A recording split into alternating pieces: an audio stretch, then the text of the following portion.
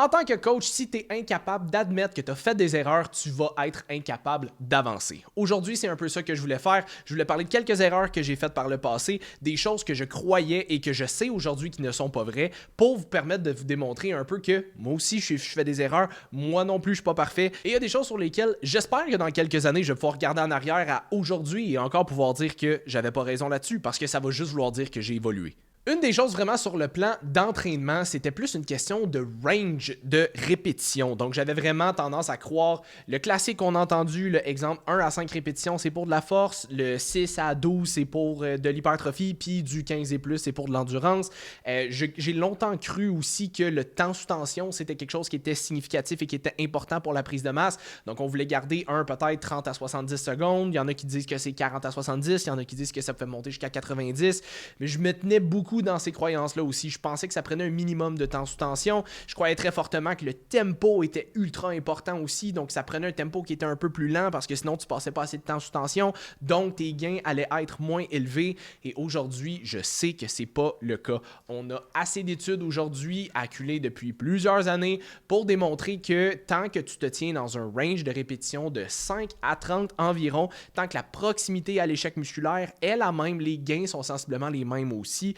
Et ce, peu importe le nombre de répétitions et peu importe le tempo. On a plusieurs études maintenant qui regardent qu'avec un tempo un peu plus lent versus un tempo un peu plus rapide, tant que la proximité à l'échec est la même, les résultats sont sensiblement les mêmes aussi. Donc, à un moment donné, il fallait que je me rende à l'évidence que c'est pas une question de rep, c'est pas une question de tempo, c'est pas une question de temps sous tension, c'est vraiment une question de proximité à l'échec musculaire.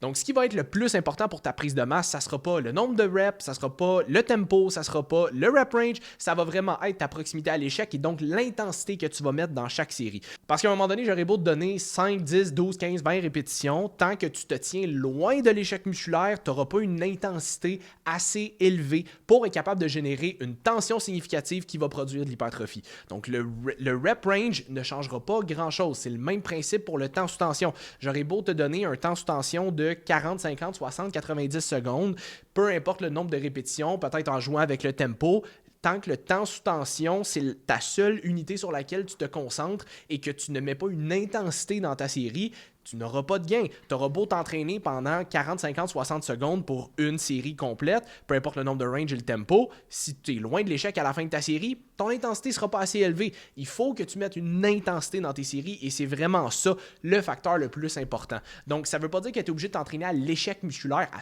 toutes les séries. Ça veut juste dire que c'est un des facteurs les plus importants. Ce qui veut dire que si tu ne veux pas t'entraîner aussi loin près de l'échec musculaire, tu peux te garder peut-être 1, 2, 3 répétitions en réserve. Et plus tu te gardes de répétitions en réserve, plus tu vas devoir ajouter du volume en termes de série pour compenser pour ces reps-là que tu vas te garder en réserve. Fait que c'est vraiment plus une question d'intensité. C'est la mesure la plus importante dans vos entraînements si vous voulez aller chercher un gain en hypertrophie significatif. Ensuite de ça, quand je commençais, j'étais vraiment convaincu que les machines, c'était moins bon que les poids libres. J'étais vraiment convaincu que les poids libres, c'était meilleur pour tout parce que c'était plus fonctionnel, parce que c'était plus adapté en dehors du gym. J'étais très, très, très fort et vendu sur le Big 3, le squat, bench, deadlift. C'est des affaires que je donnais à tous mes clients. Il fallait que tout le monde soit capable de squatter, bencher et faire du deadlift. Je limitais les machines le plus possible, à part pour quelques exercices d'isolation qu'on pouvait juste pas vraiment faire en termes de poids libres.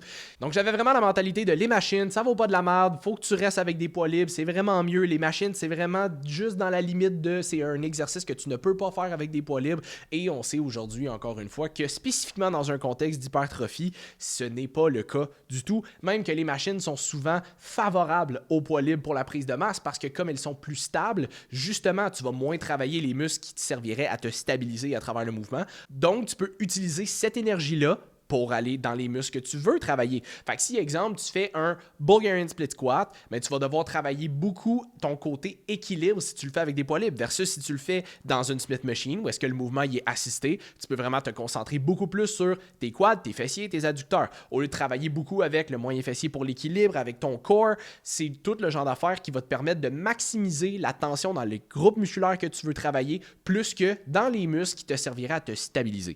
Encore une fois, ça ne veut pas dire que les free weights sont mauvais. Ça veut juste dire que personnellement, je trouve que maximiser la tension dans les muscles que tu veux travailler et non dans les muscles qui te serviraient à te stabiliser te permet d'être le plus efficient possible. Plus tu es stable, plus tu es fort. Ça veut pas dire que les free weights n'ont pas leur place, ça veut juste dire que spécifiquement dans un contexte d'hypertrophie, j'aurais tendance à prioriser les machines. Ceci dit, les poids libres sont très bien aussi, et ça reste un stress sur lequel on va être capable de s'adapter. Quelqu'un qui fait du dumbbell bench press pour la première fois de sa vie risque de shaker un peu, mais quelqu'un qui fait du dumbbell bench press pour la 100e fois dans sa vie va être très stable. Donc c'est quelque chose quand même qui diminue au fur et à mesure du temps. Tu ne seras jamais aussi stable avec des poids libres qu'avec des machines parce que le mouvement ne sera pas assisté, tu vas toujours devoir créer ta propre stabilité.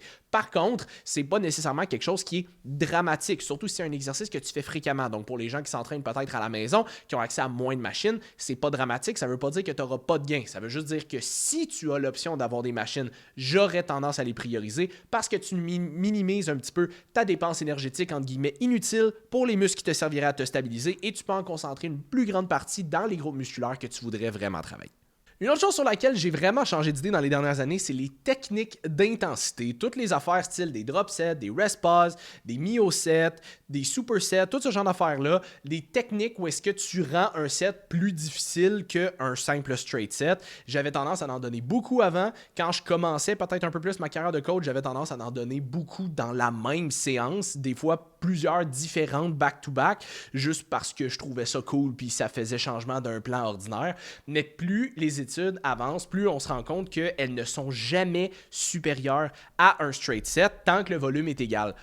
Les seuls réels bénéfices que les techniques d'intensité vont avoir par-dessus un straight set en termes d'hypertrophie, c'est pas qu'ils vont donner des meilleurs gains, c'est qu'ils devraient donner sensiblement les mêmes gains, peut-être en moins de temps. Juste parce que ça te permet de rentrer sensiblement le même volume, mais d'économiser sur le côté du temps. Fait que si jamais t'es pressé dans ton temps, t'as de la difficulté à rentrer un workout au complet, peut-être que de rentrer des techniques d'intensité juste pour te faire économiser un petit peu de temps, ça peut être quelque chose d'intéressant. Ceci dit, les gains en termes de force risquent d'être moins élevés et c'est quelque chose qui risque de plafonner un petit peu plus rapidement en termes de progrès. Une chose que je pense qui est quand même importante de mentionner, c'est que les techniques d'intensité peuvent quand même ajouter un certain niveau de plaisir à l'entraînement. Et ça, je pense que c'est quelque chose qu'on ne parle pas assez souvent. Faut que tu aimes ça t'entraîner. Faut que tes workouts soient cool. Faut qu'ils te drive. Faut qu'ils te donnent un peu d'envie de le faire. Si tes workouts te font chier tout le temps parce que tu fais toujours ce qui est, entre guillemets, optimal, mais ça te fait chier de le faire, tu trouves ça plate, tu trouves ça redondant, mais l'intensité que tu vas mettre dans tes entraînements risque d'être moins élevée. Donc peut-être que de temps en temps, d'ajouter des techniques d'intensité à gauche et à droite, un myo set là, un drop set ici, un rest pause, pas à tous les workouts, pas à tous les exercices, pas à toutes les semaines, mais de temps en temps, peut-être que juste ça va donner comme l'espèce de petit boost de motivation puis de drive additionnel que ça te prenait juste pour avoir plus envie d'aller t'entraîner, de mettre une plus haute intensité dans tes entraînements et après ça, tu vas pouvoir aller chercher peut-être un petit peu plus de gains avec ça. C'est pas quelque chose que je garderais tout le temps parce que, encore une fois, tu iras jamais chercher des aussi bons gains en termes de force avec des techniques d'intensité que tu le ferais avec des straight sets. Par contre, si ça peut te donner un petit boost de motivation et ou te permettre d'économiser du temps quand tu en manques un peu, ça peut quand même être quelque chose de bien. Mais surtout de ne pas en mettre tout le temps, de ne pas en mettre plein dans la même séance et de quand même garder en tête que les straight sets vont toujours être supérieurs. Ensuite de ça, j'étais vraiment du genre à programmer des workouts différents quand venait temps de faire un workout pour la perte de gras versus un workout pour la prise de masse. Je pensais beaucoup que les workouts pour la perte de gras, fallait que ça soit au volume, fallait que ça soit plus de répétitions, plus de sets, moins de temps de récupération, fallait que ça soit des super sets, des giant sets, des affaires qui sont probablement beaucoup plus cardio et tandis que la prise de masse, je faisais ça beaucoup plus simple, des straight sets, un peu plus lourds, un petit peu moins de volume. Puis même si c'est pas fondamentalement une erreur en soi, je pense que dans une optique d'améliorer ta composition corporelle le plus possible, si tu veux avoir les meilleurs gains en termes de prise de masse musculaire, parce que même si ton objectif c'est une perte de gras, tu veux quand même avoir le plus de masse musculaire en dessous une fois que tu vas avoir perdu ton body fat, tu veux quand même avoir un certain tonus, mais tu vas vouloir maximiser ta rétention de masse musculaire à travers tes entraînements. Et c'est là que les workouts d'hypertrophie, un peu plus style bodybuilding, vont devenir pertinents. C'est correct de faire des circuit training de temps en temps, de faire des hits, de faire des entraînements full body où est-ce que tu viens travailler de façon un petit peu plus cardio à travers des exercices qui sont peut-être un petit peu plus musculaires. C'est pas fondamentalement mauvais, c'est juste que la meilleure manière de maintenir sa masse musculaire à travers une perte de gras, ça va être les mêmes plans d'entraînement qui vont t'avoir aidé à la bâtir quand tu es en prise de masse musculaire. Donc, c'est pas nécessairement une mauvaise chose, c'est juste que dans une optique où tu vas avoir la meilleure composition corporelle possible, ça veut pas dire que tu veux t'en aller sur un stage, ça veut juste dire que tu vas avoir le plus de tonus musculaire possible à démontrer une fois que ton body fat va avoir diminué. Je crois que ça reste plus pertinent de garder Le même genre de workout qui te permettrait de maximiser tes gains en termes de masse musculaire. Donc, on veut peut-être aller chercher une à deux, peut-être même 3 fois la fréquence par groupe musculaire dans ta semaine. On veut peut-être aller chercher 1, 2 à 3 exercices par muscle, par workout maximum. On veut aller chercher 1 à 2 séries à l'échec ou près de par muscle. On veut maximiser les straight sets parce que c'est ce qui va nous permettre de maintenir notre force le plus possible et donc de maximiser la tension qu'on vient appliquer, donc les gains qu'on irait appliquer. À un moment donné, faire des giant sets, c'est correct, c'est le fun parce que tu le sens que ton cardio travaille, tu le sens que ça chauffe, tu le sens que tu es brûlé, mais c'est pas nécessairement ce qui va te permettre de retenir ta masse musculaire le plus possible. Les meilleurs workouts pour maintenir, ça va être les mêmes workouts qui vont t'avoir permis de bâtir. Une dernière chose niveau entraînement sur laquelle j'ai vraiment changé d'idée dans les dernières années, c'est plus par rapport à si j'avais des clients qui arrivaient et qui étaient un peu plus débutants, j'avais vraiment tendance à leur donner plus de répétitions et plus de volume à faire en me disant ça va être plus léger, ils vont avoir un meilleur contrôle, puis ils vont être capables de faire le même mouvement plus souvent. Fait que je donnais plus du 12-15 répétitions sur les mêmes mouvements, je leur disais de faire moins lourd, je leur donnais des temps de récupération qui sont moins élevés aussi pour maximiser l'espèce de feeling de pompe, comme ça ils sentent leurs muscles travailler, puis je gardais les exercices et les rep range un petit peu plus bas, donc pour aller chercher un peu plus lourd, avec mes clients qui étaient un peu plus intermédiaires à avancer. Encore une fois, c'est pas fondamentalement mauvais, je pense juste qu'il y a un peu plus de nuances et de contexte à apporter là-dedans, dans le sens où faire du 12 à 15 répétitions, c'est pas nécessairement une mauvaise chose, puis ça veut pas nécessairement dire que parce que t'es débutant, c'est la meilleure chose à faire, c'est juste que faire du 12 à 15 répétitions dans l'optique de je veux que tu pratiques ton mouvement plus fréquemment, comme t'es pas habitué, ça va te donner plus d'opportunités de le pratiquer. Je pense que l'idée est bonne. Ceci dit, il y a une chose qu'il faut garder en tête aussi, j'aime beaucoup l'expression que, je crois que c'est Christian Thibaudeau qui avait dit, mais lui il avait dit practice doesn't make perfect, practice makes permanent. Donc, le fait de pratiquer un mouvement vraiment, vraiment fréquemment ne te rend pas nécessairement parfait. Ça veut juste faire en sorte que ce que tu pratiques vraiment fréquemment, ça va te le rendre de plus en plus permanent.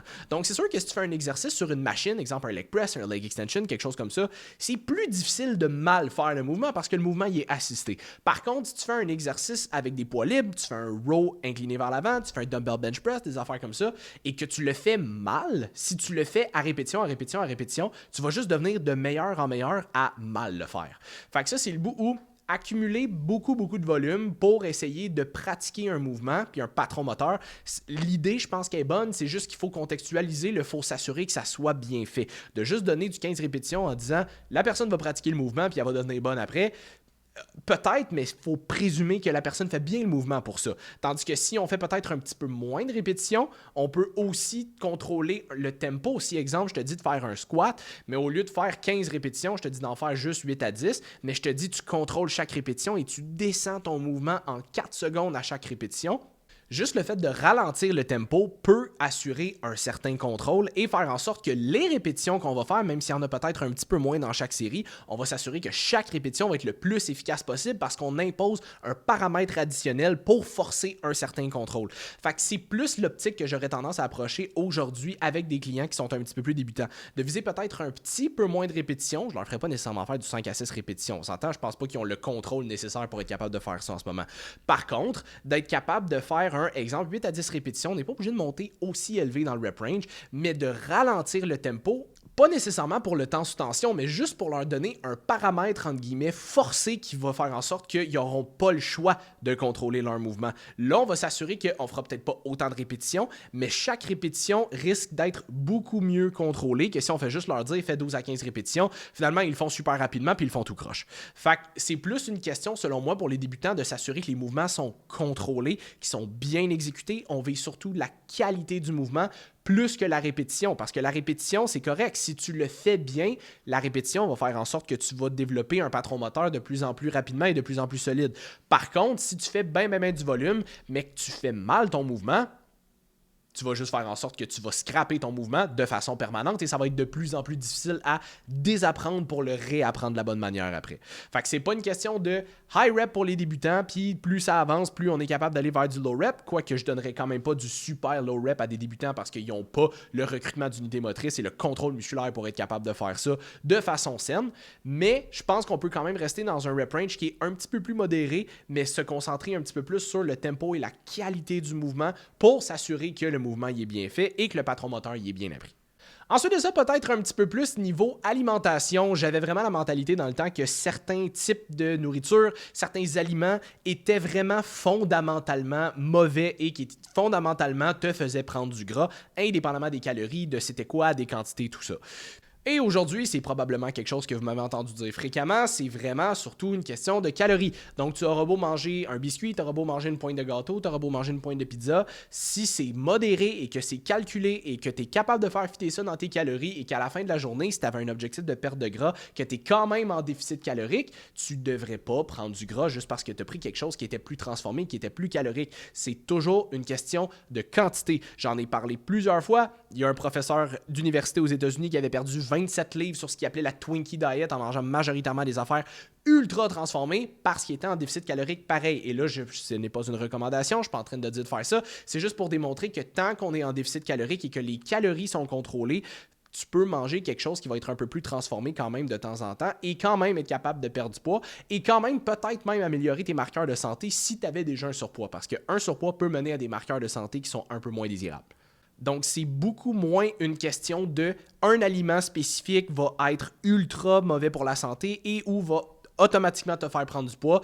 Le poison est toujours dans la dose. Si vous avez une alimentation qui est majoritairement non transformée, qui est saine, qui est riche en protéines, en fibres, en légumes, et que vous combinez ça avec un petit peu de temps en temps d'un aliment qui va peut-être être un petit peu plus transformé ici et là, comme du chocolat, un biscuit, une pointe de gâteau, une pointe de pizza, peu importe c'est quoi, parce que ça vous permet de garder un certain équilibre et vous permet de garder un petit peu plus d'acidité sur vos affaires en vous disant que vous pouvez quand même avoir ce genre de choses-là. Vous y avez droit, c'est pas quelque chose qui est interdit. On sait qu'un des patterns qui est le plus fortement corrélé à des binges, c'est la privation. Donc, en vous permettant d'en avoir de temps en temps dans votre alimentation, toujours de façon modérée, ça vous permet d'être un peu plus assidu sur vos affaires. C'est parfaitement correct. Le poison est toujours dans la dose. Il n'y a rien qui est fondamentalement mauvais. On s'entend, c'est pas de l'arsenic que vous prenez, c'est un morceau de biscuit, c'est pas dramatique.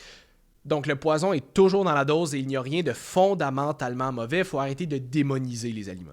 Et finalement, dernier point que je pense que beaucoup de gens ont cru et que même encore beaucoup de gens croient actuellement, c'est le fameux shake post-workout. Ça te prend un shake après ton entraînement ou même si c'est pas un shake, ça te prend un repas dans les 30 minutes suivant ton entraînement, sinon tu perds des gains. On sait aujourd'hui que la fenêtre anabolique n'existe pas vraiment.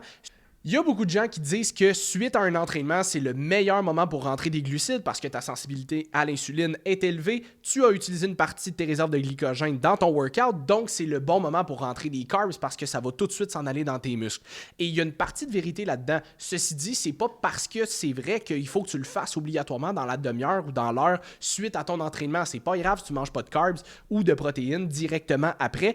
Ta sensibilité à l'insuline reste élevée jusqu'à ce que tu reprennes tes carbs parce que ton corps cherche à remplir ses réserves de glycogène. Il ne va pas essayer de les remplir dans les 30 à 45 minutes après. Puis après ça, finalement, s'il n'y en a pas, il est comme « Ah, ben tu sais quoi, finalement, j'en ai pas tant de besoin de carbs. » C'est pas comme ça que ça fonctionne. Ton corps va prioriser remplir ses réserves de glycogène avant de utiliser les sources de carbs comme source d'énergie.